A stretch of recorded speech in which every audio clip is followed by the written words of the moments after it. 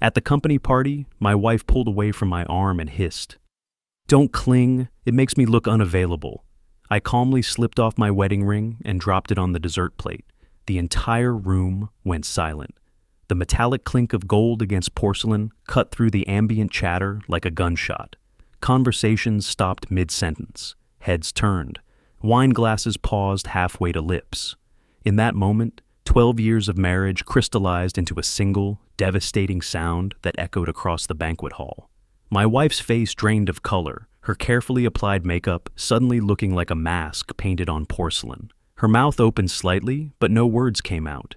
She looked exactly like someone who'd just realized they'd made a catastrophic miscalculation. "Unavailable issue," I said quietly, my voice carrying just enough to reach the nearby tables. "Fixed." The silence stretched, thick and suffocating. I could feel the weight of 100 stares, the collective intake of breath from the colleagues, supervisors, and clients who'd just witnessed something they'd never forget. Elena's hand trembled as she reached for her wine glass, her perfectly manicured fingers betraying the panic she was desperately trying to hide. Inside, something cold and calculating had taken over. This wasn't rage, it was clarity. Pure, crystalline clarity that cut through months of confusion, self-doubt, and second-guessing. For the first time in longer than I could remember, I knew exactly what I was doing. But what Elena didn't know, what she'd never bothered to learn despite our 12 years together, was that I didn't make impulsive decisions. Ever. This moment had been building for months, carefully constructed and meticulously planned. She thought she was dealing with a wounded husband. She was about to discover she'd been living with a strategist. The thing about Elena was that she'd always underestimated me. Even after all these years, she saw me as the quiet, dependable type, someone who'd take whatever she dished out and ask for more. What she'd failed to recognize was that my quietness wasn't passivity, it was observation. And I'd been observing everything. See, I'm not just some middle management pushover she could manipulate. I'm a senior risk assessment analyst for Meridian Financial, one of the largest investment firms on the West Coast. My job is literally to spot problems before they become disasters, to see patterns others miss, and to calculate risk-to-reward ratios that determine whether million-dollar deals move forward or die on the table. When Datacore Industries was hemorrhaging money and couldn't figure out why, I spent 3 weeks analyzing their transaction patterns and discovered their CFO had been skimming funds through a shell company. When Titan Manufacturing claimed their quarterly losses were due to market volatility, I dug into their supply chain documentation and found evidence of systematic procurement fraud that saved our clients $4 million in bad investments. My annual salary is $147,000, plus performance bonuses that typically add another $30,000. Our joint assets total approximately $380,000.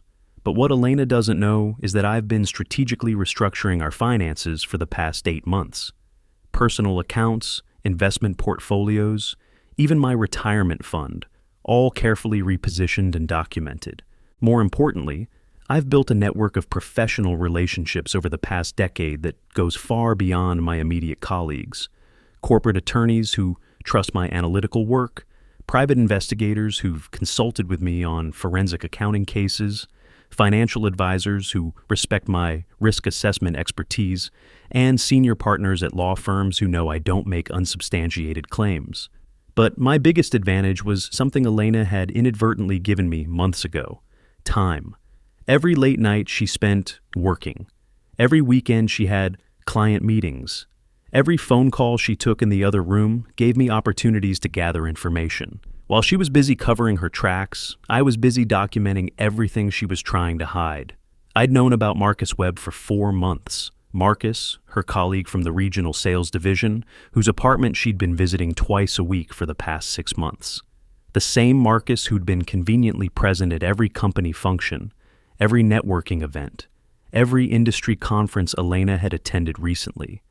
The beautiful irony was that Elena thought she was being clever by conducting her affair at company events, hiding in plain sight. What she didn't realize was that conducting a workplace affair created a paper trail that someone with my skills could follow like breadcrumbs. Hotel registrations for conferences, expense reports filed jointly, meeting schedules that aligned perfectly with her mysterious absences. I'd photographed the evidence, documented the timeline, cross-referenced her lies with verifiable data, but I didn't want just documentation. I wanted consequences. The morning after the company party, I sat in my home office, reviewing the strategic plan I'd been developing for weeks. This wasn't about divorce proceedings or financial settlements. This was about professional destruction, executed with surgical precision.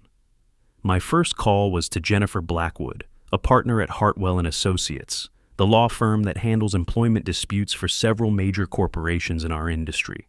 Jennifer and I had worked together on the DataCore fraud case, and she'd been impressed enough with my investigative work to ask me to consult on 2 other cases.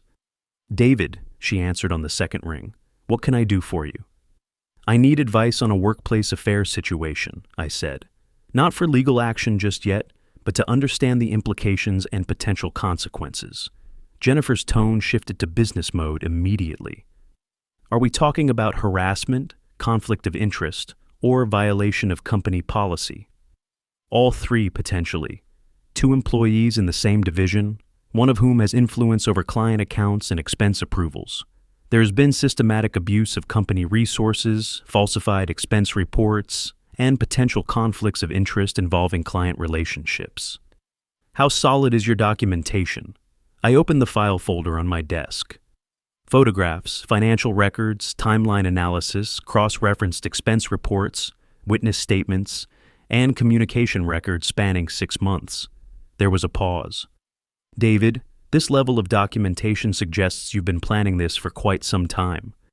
"I have, and I want to make sure when I move forward it's comprehensive and devastating." Jennifer's laugh was low and appreciative. "Bring me everything. Let's schedule a meeting for tomorrow afternoon." My second call was to Robert Jameson, a forensic accountant who specializes in financial fraud investigation. Robert and I had collaborated on the Titan manufacturing case, where his analysis had corroborated my risk assessment and led to criminal charges. "Robert, I need your expertise on expense report analysis and financial documentation. It's a personal matter, but it involves potential corporate fraud." "What kind of timeline are we looking at?" 6 months of expense reports, travel reimbursements, and corporate credit card statements. I need someone with forensic credentials to validate my analysis and provide expert testimony if needed. "Can you get me the raw data?" I smiled. "I already have it." By noon, I had assembled a team of professionals who understood exactly what we were building. A case so airtight that Elena and Marcus wouldn't just face personal consequences, they'd face professional annihilation. But the most crucial call was to Amanda Foster, a senior partner at our company who'd been my mentor for the past 3 years. Amanda had fast-tracked my promotions, trusted me with high-stakes accounts, and valued my judgment enough to include me in strategic planning meetings with C-level executives. "Amanda, I need to discuss a sensitive matter involving potential policy violations and conflicts of interest within our organization." "How sensitive?" "The kind that could result in termination, professional sanctions, and possible legal action." Her voice sharpened. "My office, 1 hour." When I walked into Amanda's office with 3 manila folders of documentation, her expression told me she already understood this wasn't going to be a simple HR complaint. "Talk to me, David." I opened the first folder and spread out the expense reports, highlighted and cross-referenced. Elena and Marcus Webb have been conducting an affair for at least 6 months, using company resources to facilitate their meetings. Hotel charges, restaurant expenses, travel reimbursements for conferences they attended together, corporate credit card charges for personal activities. Amanda leaned forward, studying the documents. "This is thorough." "It gets worse." I opened the second folder. Marcus has been approving Elena's expense reports despite their relationship, which violates our conflict of interest policies. Elena has been manipulating client meeting schedules to create opportunities for their personal meetings, potentially compromising client relationships. And the third folder? Photographic evidence, timeline documentation, witness statements, and communication records, everything verified and cross-referenced. Amanda sat back in her chair, her expression unreadable. "David, this represents months of investigation. Why didn't you come to me sooner?" Because I wanted to make sure when I brought this forward, it was comprehensive enough to ensure appropriate consequences. Half measures lead to cover-ups and continued problems.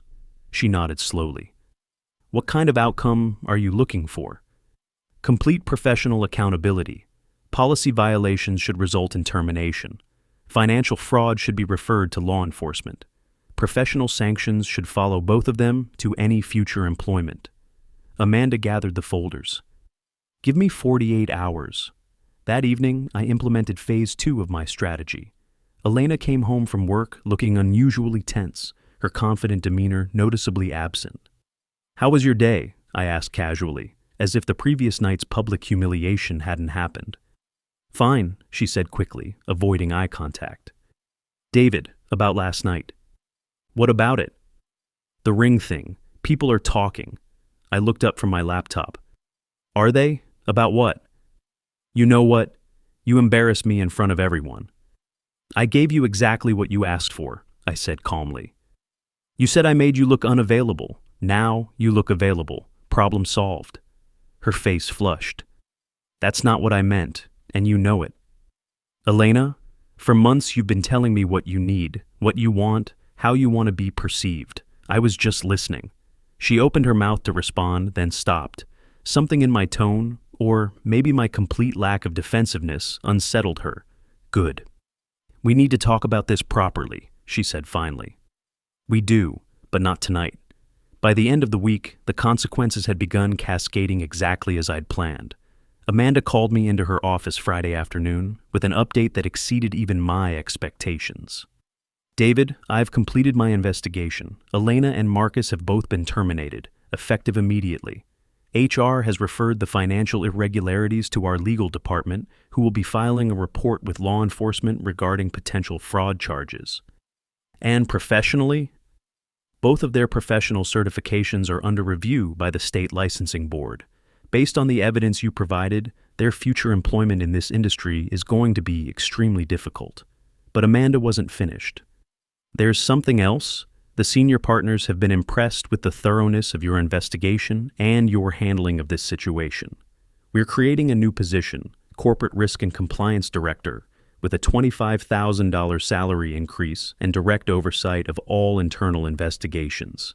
I felt a smile tugging at the corner of my mouth. I'm honored. David, one more thing. This level of strategic thinking and attention to detail, this is exactly the kind of expertise we need at the executive level. You've demonstrated abilities that go far beyond risk assessment. 3 weeks later, Elena showed up at our house one final time. I was packing the last of her belongings when she appeared in the doorway, looking smaller and more defeated than I'd ever seen her. David, please, we need to talk. I continued folding her clothes, placing them methodically in boxes. About what? About us, about fixing this.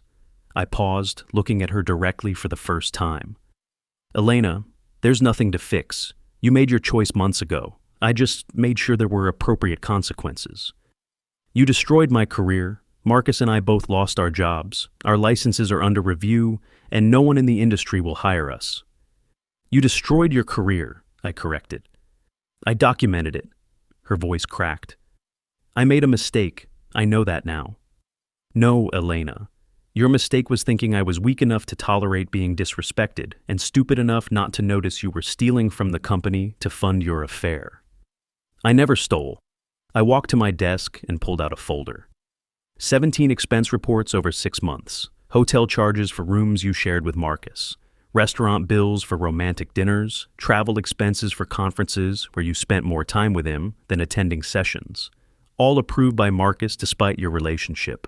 All paid for with corporate funds, all documented and verified. She stared at the papers, her face pale. You've been planning this. For 8 months, every lie you told, every excuse you made, every night you came home smelling like his cologne, I was building a case. Elena's tears started then, but I felt nothing. No satisfaction, no guilt, no regret. Just the quiet completion of a job well done. You didn't just betray me, I continued. You underestimated me, and that professional miscalculation cost you everything. A year later, my life had transformed completely. The promotion had led to additional opportunities, senior-level consulting contracts, board positions with mid-sized companies, speaking engagements at professional conferences. My annual income had increased to $198,000. My investment portfolio had grown to $475,000, and my professional reputation had never been stronger. Elena, according to mutual acquaintances, had moved back to her hometown after months of unsuccessfully searching for employment. Her professional licenses had been suspended, and the fraud investigation had resulted in a financial judgment requiring restitution to our former company. Marcus had similarly disappeared from the industry, reportedly working in retail while attempting to rebuild his career. The divorce had been finalized with minimal drama, largely because Elena's legal position was indefensible, and her attorney had advised her to accept my settlement offer rather than risk additional exposure during trial proceedings. Most importantly, I'd learned something valuable about strategic patience and professional power. Sometimes the most devastating response to betrayal isn't emotional confrontation, it's systematic accountability. Elena had wanted to feel available, desirable, free from the constraints of marriage. Instead, she'd discovered that actions have consequences, and someone with the right skills and sufficient motivation can ensure those consequences are comprehensive and permanent. The company party had been the perfect stage for the opening act, but the real performance had been months of meticulous preparation, professional consultation, and strategic execution that left no room for appeal or recovery. Elena had underestimated my capacity for strategic thinking, and that miscalculation had cost her everything she had worked to build professionally. Now, when I attend industry events, people treat me with a different level of respect. Not just as someone who'd survived a personal betrayal, but as someone who demonstrated exceptional professional competence under pressure. The story of Elena's downfall had become a cautionary tale about workplace affairs and corporate fraud. But more importantly, it had established my reputation as someone who doesn't just identify problems, he solves them completely.